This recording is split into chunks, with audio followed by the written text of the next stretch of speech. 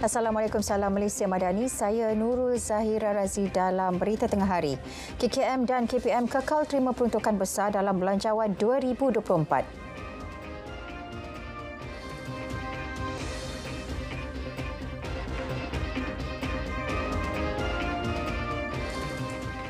Peruntukan besar akan terus diberikan kepada Kementerian Kesihatan dan Kementerian Pendidikan dalam Belanjawan 2024 yang dijadual dibentang bulan ini.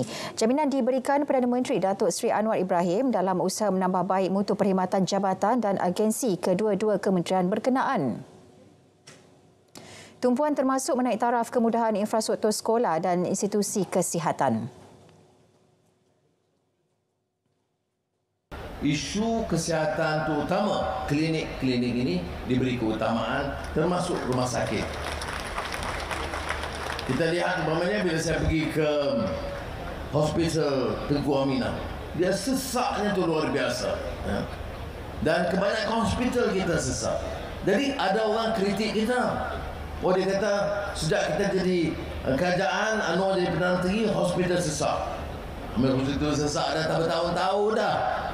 Tetapi oleh kerana tindakan itu agak tidak pantas dan peruntukan tidak cukup, maka sampailah masalah yang begitu rumit ada sekarang. Beliau berkata demikian ketika berucap pada Majlis Pelancaran Skim Perubatan Madani dan Program Madani Afiat Peringkat Kebangsaan 2023 di Bulatan Sultan Azlan Shah, Meru Ipoh. Sejak diperkenal 3 bulan lalu, 100,735 isi rumah menerima manfaat Skim Perubatan Madani membabitkan 1,512 klinik swasta. Perdana Menteri turut menyempurnakan pelepasan mobilisasi saringan kesihatan dan kenali ubat anda.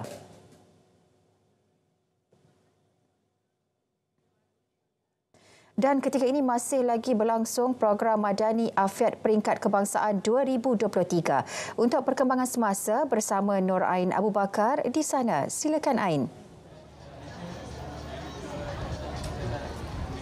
Ya, Zaliha, selesai sudah Majlis Pelancaran Skim Perubatan Madani dan juga Madani Afiat Peringkat Kebangsaan 2023 di Bulatan Sultan Azlan Shah, Meru Ipoh ini yang telah disempurnakan oleh Perdana Menteri Datuk Seri Anwar Ibrahim. Baik, bagi bercakap dengan lebih lanjut berkenaan dengan program pada hari ini, bersama dengan saya ketika ini Pengarah Kesihatan Negeri iaitu Dr. Sirajuddin Hashim. Baik, Doktor, terima kasih kerana sudi bersama dengan kami RTM. Sama Ain, sama-sama. Terima kasih RTM. Doktor, mungkin doktor boleh bercakap sikit bagaimana setakat ini sambutan yang diterima menerusi penganjuran pada hari ini? Alhamdulillah, setakat ini sambutan amat menggalakkan.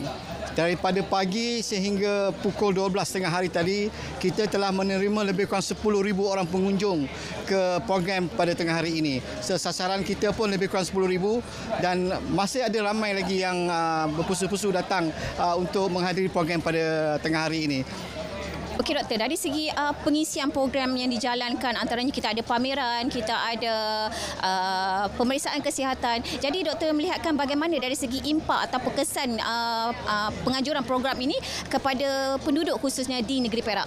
Alhamdulillah, saya yakin dengan sambutan yang diberikan oleh rakyat Perak menunjukkan kesedaran tentang tahap kesihatan, penjagaan kesihatan khususnya, pencegahan dan pengesanan awal penyakit amat tinggi di kalangan rakyat Perak.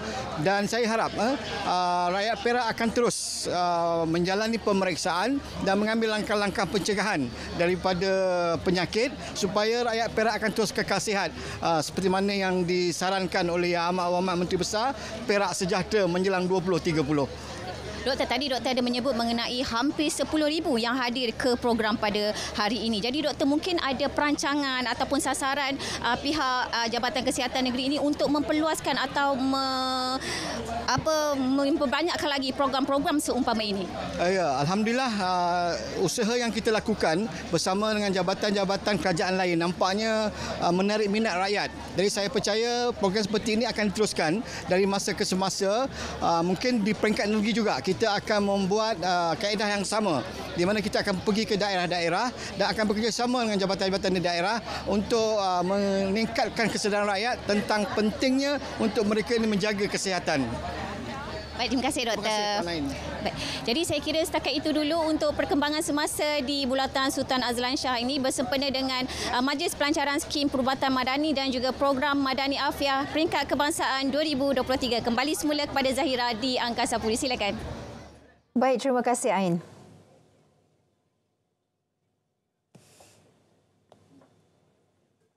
Gubernur Jeneral New Zealand James Sindikiro tiba di Malaysia bagi memulakan lawatan negara selama 4 hari ke Malaysia atas jemputan Yang di-Pertuan Agong Al-Sultan Abdullah Riaiduddin Al-Mustafa Billah Shah. Kiro diiringi pasangan Dr. Richard Davis dan pegawai kanan tiba di lapangan terbang antarabangsa KL pagi tadi dengan menaiki pesawat komersial. Ketibaan Kiro disambut Menteri Pengiring, Menteri Belia dan Sukan Henayoh dan diberi sambutan kawalan kehormatan setempat Batalion Pertama Regimen Ranger Diraja Istiadat yang diketuai Kapten Nur Zafran Ahmad. Ini merupakan lawatan sulung beliau ke Malaysia dan rantau Asia Tenggara sejak menjawat jawatan Gubernur Jeneral New Zealand pada 21 Oktober 2021. Kali terakhir New Zealand mengadakan lawatan peringkat ketua negara ke Malaysia adalah pada 5 hingga 8 Disember 2017 oleh Dame Patsy Reddy. Lawatan Kiro mencerminkan kepentingan hubungan New Zealand dan Malaysia yang telah lama terjalin serta pelbagai bentuk jalinan kerjasama yang telah ditingkatkan secara rasmi ke tahap kerjasama strategik pada Mei lepas.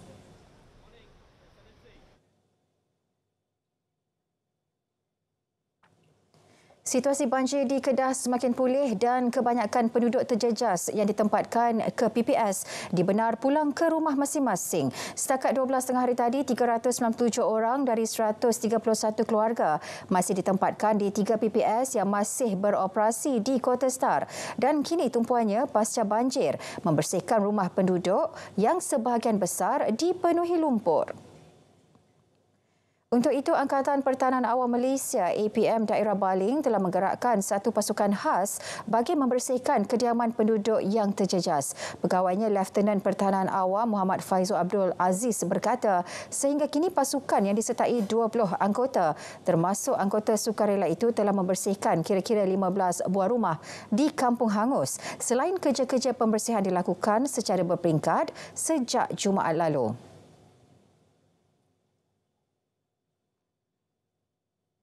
Peringatan dan nasihat kepada masyarakat awam ataupun orang awam yang terlibat, ambil langkah berjaga-jagalah, dan untuk semasa proses mencuci ini jika berlaku ataupun terlihat haiwan-haiwan berbisa ataupun binatang-binatang berbisa tu, boleh hubungi pihak berkuasa ataupun agensi yang terlibat untuk kita ambil tindakan awal lah.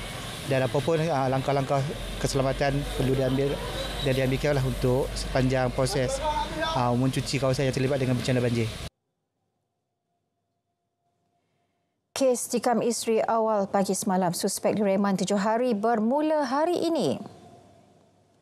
Perintah reman dikeluar Hakim Mahkamah Majistret Kangar Siti Nurhasliza Ahmad Ali bagi membolehkan siasatan lanjut kes dibuat. Suspek tiba di mahkamah 8.30 pagi tadi diiringi anggota polis bagi proses reman mengikut Seksyen Prosedur Jenayah 302 Kanun Keseksaan kerana membunuh.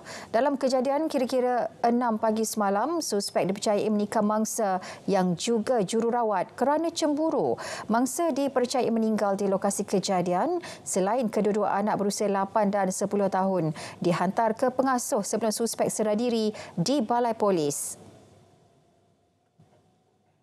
Suruhanjaya Pencegahan Rasuah Malaysia SPRM akan memfokus kepada usaha membantu meningkatkan semula ekonomi negara dengan mengurangkan ketirisan dan mengembalikan kekayaan negara.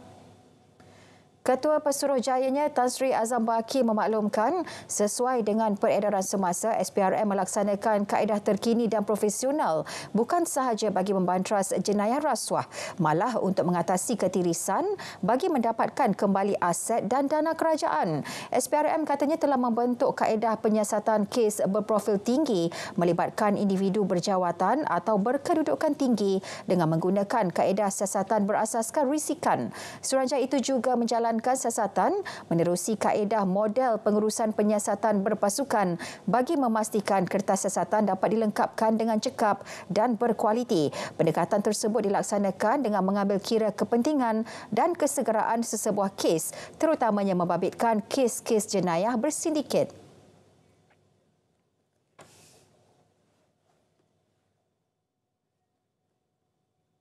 The Night Awards musim kedua bakal membuka tirainya pada 13 Disember nanti bagi mengiktiraf kejayaan usahawan seluruh Asia yang berjaya menempa nama dalam bidang masing-masing. Presidennya Dr. Zero Wong berkata, anugerah perniagaan berprestij ini melambangkan kecemerlangan, inovasi dan kemapanan usahawan tersebut.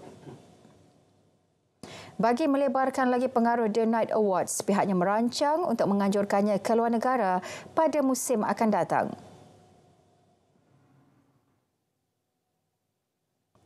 We have the vision and also the mission to launch it in overseas. One of the parts that we are planning to aim is actually the Great China. We are planning to, host our next season or even the 4th season over there. That's why we don't go by year, because if we go and target across Asia continent, Southeast Asia itself already have a lot of countries. The Night Awards musim kedua bakal diadakan 13 Disember di W Hotel Kuala Lumpur. Selain pencalonan, kini telah dibuka sehingga November. Mandi lumpur kedengaran janggal, namun aktiviti ini dipercayai boleh beri kesegaran dan menyejukkan kulit. Untuk mengetahui lanjut aktiviti mandi lumpur di Pulau Tiga Sabah, wartawan Adliah Habibullah berkongsi pengalamannya. Lumpur di Pulau Tiga terhasil selepas berlakunya fenomena letusan gunung berapi menjadi antara lokasi tumpuan pengunjung. Percaya dengan manfaat lumpur, sebahagian pengunjung tidak melepaskan peluang untuk mencuba pengalaman mandi lumpur. Pelancong yang datang ke Pulau Tiga ini amat berminat dan wajib datang menikmati aktiviti tersebutlah, yaitu mud volcano bathing atau mandi lumpur di kolam mud volcano.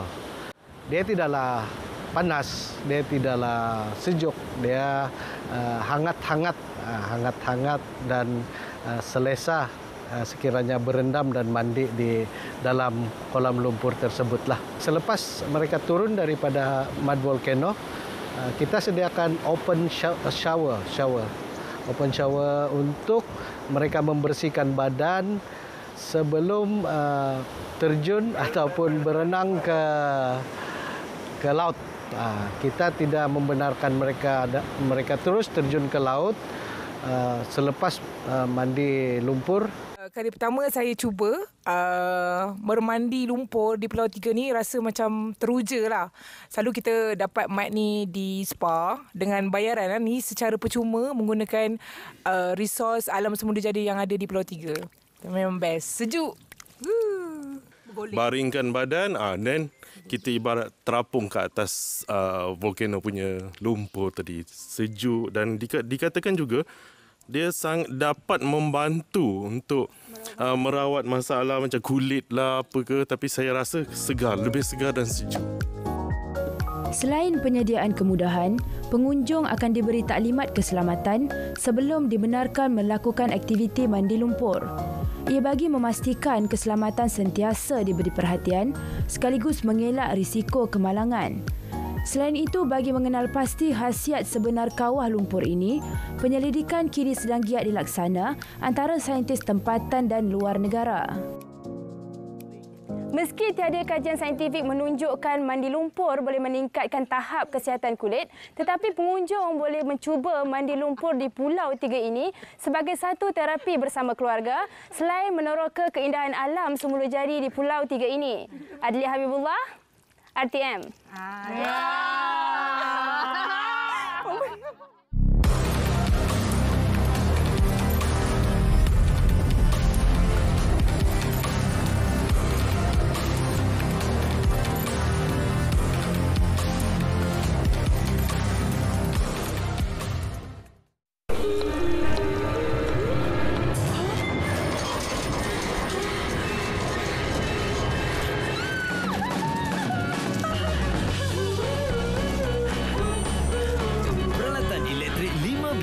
Memberikan penjimatan 5 bintang. Satu lagi idea bernas untuk anda.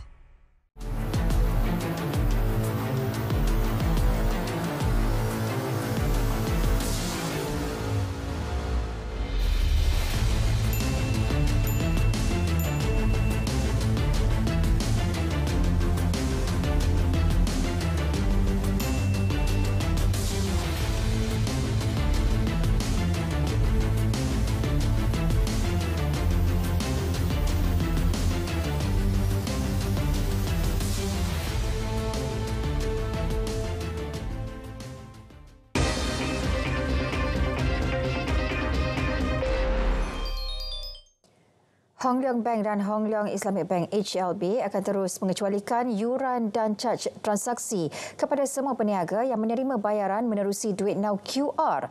HLB menerusi kenyataan berkata langkah berkenaan merupakan komitmen bagi menggalakkan pembayaran digital dan tanpa tunai. Pengecualian yuran dan caj transaksi ini meliputi transaksi kod QR Duit Now dengan pembayaran yang dilakukan melalui akaun semasa dan simpanan, e-dompet dan kad kredit. Selain itu, HLB juga tidak mengenakan sebarang yuran penyelenggaraan perkhidmatan, bahan tempat jualan dan pengintegrasian antara muka pengaturcaraan aplikasi. Dengan langkah mengecualikan yuran ini, ia akan menggalakkan lebih banyak perniagaan untuk menggunakan penyelesaian pembayaran digital yang akan menyokong lanskap perniagaan lebih berdaya tahan dan berdaya saing. Cadangan menubuhkan satu sekretariat yang boleh bertindak sebagai pusat sehenti bagi komuniti India bakal dipertimbang. Timbalan Menteri Pembangunan Usahawan dan Koperasi Saraswati Kandasamy berkata wakil koperasi dan usahawan komuniti India mengemukakan pandangan itu susulan ketiadaan saluran untuk memperoleh maklumat berhubung inisiatif kerajaan. Inisiatif untuk menubuhkan satu sekretariat adalah harus diangkat oleh kementerian dan dibincang dengan agensi-agensi di bawah kerajaan, di bawah kementerian, sama ada kita boleh adakan satu sekretariat di pusat ataupun di bawah mana-mana agensi ataupun sekretariat di peringkat negeri. Tambahnya, kehadiran peniaga luar negara yang menjejaskan perniagaan tempatan juga dipandang serius. Justru kerajaan akan terus mengambil langkah proaktif membantu kumpulan sasar.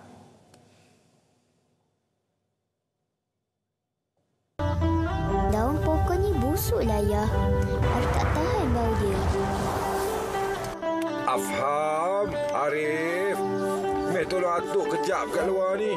Tapi bila kamu tanam, beza dengan kamu beli tahu. Tengok bukit kat sana tu. Kan cantik kalau hijau je. Lagi satu. Kalau pokok dah banyak, suhu pun menjadi sejuk. Tak adalah kamu nak minta ayah belikan aircon. Warisan untuk generasi.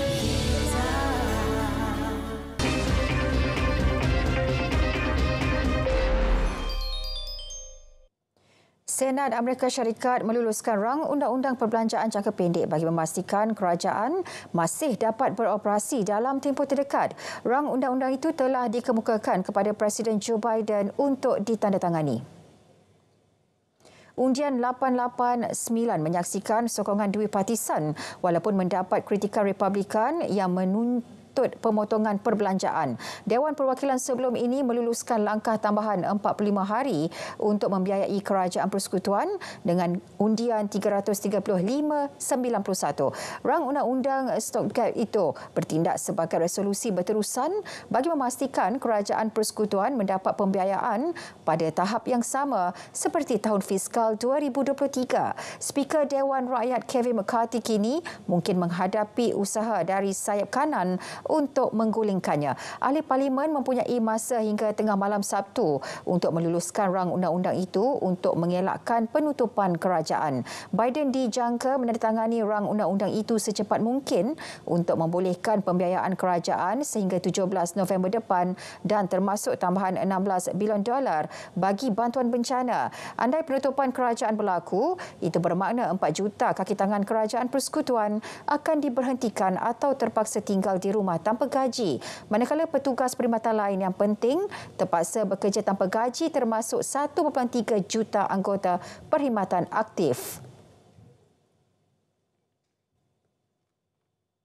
Kedutaan Afghanistan di New Delhi ditutup berikutan tidak mendapat sokongan sepenuhnya daripada kerajaan India serta kerajaan sementara di Kabul. Misi yang terletak di kawasan diplomatik Chanakyapuri itu bakal menamatkan operasi mulai 1 Oktober. Menurut kenyataan kedutaan, antara faktor penutupan itu termasuk kurangnya sokongan daripada kerajaan tuan rumah, sumber yang tidak mencukupi dan kekurangan kaki tangan. Kedutaan itu diterajui Duta Farid Mamunzeh yang dilantik oleh pentadbiran Ashraf Ghani sebelum kerajaan berkenaan tumbang pada Ogos 2021 apabila Taliban mengambil alih Kabul. Selaras dengan artikel 45 Konvensyen Vienna mengenai hubungan diplomatik 1961, semua harta dan kemudahan kedutaan akan dipindahkan kepada jagaan pihak berkuasa negara tuan rumah. Walaupun kedutaan ditutup, konsulat Afghanistan di Mumbai akan terus beroperasi. Afghanistan juga mempunyai konsulat di Bandar Hyderabad yang dibuka pada Januari 2020. Konsul Jeneral Afghanistan di Mumbai, Zakia Wandak, dalam kenyataan pada Jumaat menjawab isu penutupan itu. Pengumuman kedutaan pada Sabtu turut menunjukkan perbezaan ketara dengan konsulat mengenai keputusan penutupan. Walaupun India tidak secara rasmi mengiktiraf kerajaan pimpinan Taliban, negara ini masih terlibat dengan pemerintahan baharu Kabul menerusi aktiviti bantuan di Afghanistan. Mohamed Muizzu bakal menjadi Presiden baharu Maldives selepas menewaskan penyandang Presiden Ibrahim Mohamed Soleh dalam pilihan raya penentu pada Sabtu. Pusingan kedua pilihan raya dilaksana memandangkan tiada calon yang memperoleh kemenangan pada pusingan pertama yang diadakan 8 September lepas.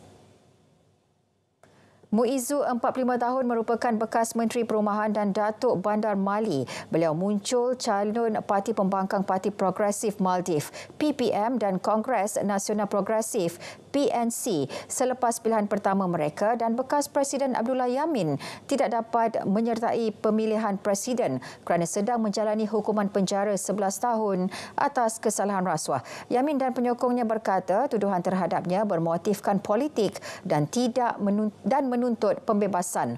Muizzu memperoleh 54% undi berbanding Soleh 61 tahun yang sekadar mendapat 46% undi. Soleh akan berkhidmat sebagai Presiden sementara sehingga pemimpin baharu secara rasmi memegang jawatan pada 17 November. Hussein Mohamed Latif pula bakal menjadi naib Presiden baharu. Soleh yang dipilih pada 2018 dianggap terlalu dekat dengan pengaruh India dan telah mencetuskan isu kepada penyokong pembangkang.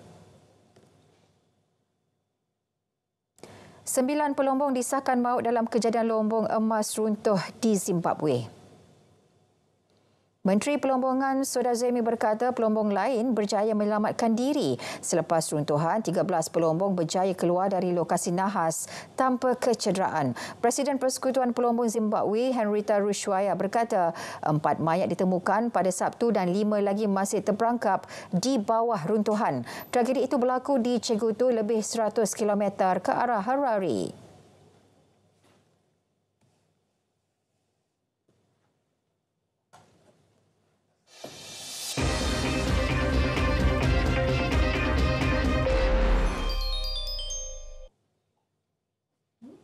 Selepas kejayaan meraih gangsa dalam acara 100 meter lelaki di Tamasya Sukan Asia Hangzhou 2022, Muhammad Azim Muhammad Fahmi kini bermotivasi untuk membantu kem 4x100 meter negara. Jelas Azim kejayaannya akan memberikan motivasi buat kem olahraga lebih bersemangat. Apa saya menang malam ni, sedikit sebanyak akan membantu semua rakan pasukan saya untuk lebih bersemangat. InsyaAllah kita akan cuba yang terbaik untuk deliver medal. Azim akan turun bersama kuartet lain pada Selasa ini bagi acara 400 meter lelaki relay. Kuartet 4x100 meter dibarisi Khairul Hafiz Jantan, Muhammad Haikal Hanafi, Jonathan Nyepa, Muhammad Arsyad Mat Saad, Russell Alexander Nasir Taib dan Muhammad Azim. Pemilihan 4 pelari hanya diputuskan oleh jurulatih pecut negara Muhammad Puan Mat Kasim selepas acara 200 meter. Semangat juang tinggi serta keupayaan pelumba kebangsaan menyaingi pasukan World Team dan Pro Team pada saingan Lig Tua di Langkawi LTDL 2023 diharap mampu membuka lembaran positif buat mereka untuk terus berkayuh pada masa akan datang. Harapan disuarakan Ketua Jurulatih Skuad Berbasikal Negara Muhammad Yusof Nasir. Beliau juga berharap agar Majlis Sukan Negara MSN dan Persekutuan Kebangsaan Berbasikal Malaysia PKBM dapat melakukan sesuatu bagi memastikan potensi barisan pelumbanya tidak disia-siakan.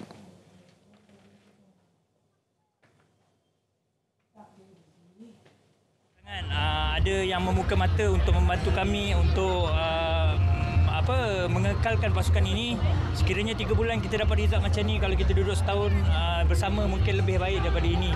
Dan saya berharap ada orang-orang dan ada orang atasan lah yang boleh membantu kami untuk kekalkan tim ni sampai tahun depan untuk Little Langkawi lagi sekali, bagi peluang pada kami untuk buktikan yang kami pun mampu untuk bersaing dengan mereka. Skuadnya yang disertai 4 bekas pelumba tim Sapura Cycling TSC, Muhammad Izzat Hilmi Musin Al-Reda Misbah, Muhammad Nur Aiman Rosli dan Muhammad Zawawi Azman serta 2 lagi pelumba berbakat Muhammad Syaiful Adlan dan Zulhelmi Zainal mempamerkan saingan cukup hebat sepanjang perlumbaan 8 peringkat sejauh 1,278.1 km pada peringkat pertama LTDL 2023 dari Kerteh ke Kuala Terengganu. Anak buah Yusof membuktikan yang mereka bukan sekadar pasukan pelengkap. Izzat Helmi berjaya menamatkan perlumbaan sejauh 187.4 km di tempat keempat, sekaligus meletakkan Malaysia sebagai pasukan terbaik keseluruhan peringkat dan pasukan terbaik Asia. Beliau sekali lagi mempamerkan kehebatan berbasikalnya dengan meraih kedudukan 5 terbaik pada penutup LTDL peringkat ke-8 semalam. Nur Aiman pula berjaya menamatkan peringkat ketiga dari Jeli Kebaling sejauh 183.1 km di tempat ke-6 selain turut menyambar jersey putih selaku pelumba terbaik Asia. Sementara itu Yusof dalam masa sama bersifat terbuka jika anak buahnya itu dipancing mana-mana pasukan pro team demi perkembangan karier mereka. Liga Super, Kedah Darul Aman KDA FC melakar menang tipis 1-0 ke atas Kuala Lumpur City FC di Stadium Bola Sepak Kuala Lumpur Ceras malam tadi. Aksi rancak disajikan kedua-dua pasukan sebaik perlawanan bermula. Serangan bertali arus anak buah Nafuzi Zain membuahkan hasil apabila mereka dianugerahkan sepakan penalti yang disempurnakan Kedaya oleh Sugan pada masa kecederaan babak pertama. Sang Kenari yang meneruskan momentum serangan sebaik babak kedua bersambung berpeluang menggandakan jaringan, namun sepakan Ifedayo sekadar singgah di tiang giri gol pada minit ke-59. Kedah yang terus berusaha menambah jaringan gagal selepas tuan rumah berjaya menyerap segala tekanan sehingga perlawanan tamat. Kemenangan itu menyaksikan Kedah mengutip 47 mata untuk kekal di tangga ketiga, manakala KL City pula tidak berkanjak dari tangga ke-7 dengan 31 mata.